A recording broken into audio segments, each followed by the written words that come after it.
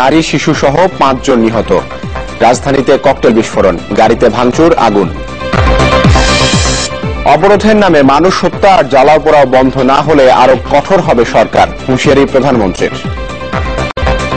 এই ধরনের কর্মকাণ্ড থেকে বিরত থাকতে হবে, আর তা নইলে আমাদেরকে আরো কঠোর পদক্ষেপ নিতে হবে এগুলি বন্ধ করতে।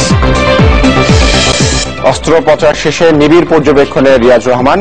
বৃহস্পতিবার হরতাল সকাল সন্ধ্যা। হামলার ঘটনায় বিদেশি কূটনীতিকদের নিন্দা, উদ্বেগ। এবং ভূমিকম্প প্রতিরোধ ব্যবস্থা ছাড়াই গঙ্গা ব্যারেজ নির্মাণের সমীক্ষা গৃহীত। প্রকল্প বাস্তবায়নে 5টি সমস্যা চিহ্নিত করেছে পানি উন্নয়ন বোর্ড।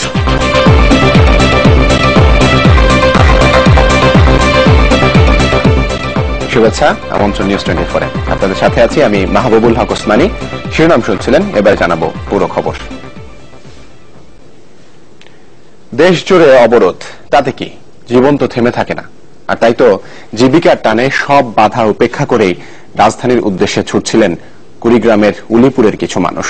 কিন্তু দুর্বৃত্তদের ছোঁড়া পেট্রোল বোমা থামিয়ে দিয়েছে তাদের সেই যাত্রা, পাল্টে দিয়েছে জীবনের সব হিসাব নিকাশ। মঙ্গলবার গভীর রাতে রংপুরের মিঠাপুকুরে নৈশকোচে লাগা সেই আগুনে পুড়ে শিশু ও নারী সহ মৃতের সংখ্যা দাঁড়ালো 5 জনে। আহত হয়েছেন অন্তত 20 জন। এই ঘটনায় জড়িত সন্দেহে এ পর্যন্ত 9 শিবির কর্মীকে আটক করেছে পুলিশ।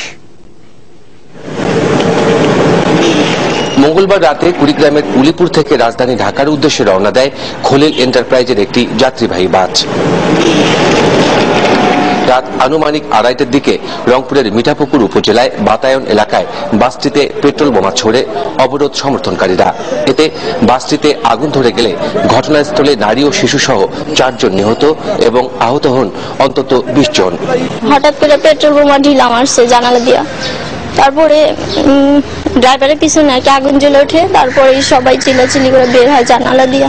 5 মিনিটের ভিতরে আগুন ধরে গেছে, এখন কেউ বাড়াইতে পারে নাই।